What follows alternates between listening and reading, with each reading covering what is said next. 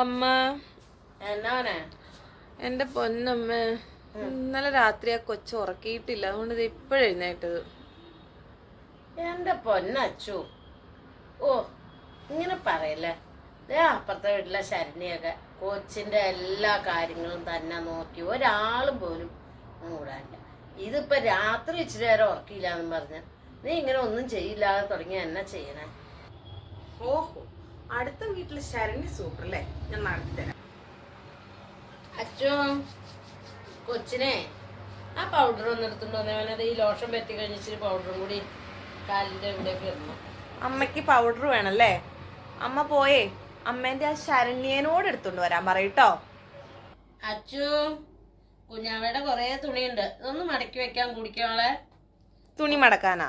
ആ അതെ, അമ്മ പോയി അമ്മേന്റെ സൂപ്പർ ശരണ്യനെ വിളിച്ചോണ്ട് വാ. എന്നെ കിട്ടൂല. ദൈവമേ, ഓ ഏത് വരണ നേരത്താണോ എന്തോ ആ ശരണ്യയുടെ കാര്യം പറഞ്ഞ. അതിനു മുമ്പ് എന്തെങ്കിലും ചെയ്യണേ ആയിരുന്നു. ഇപ്പൊ ഒന്നും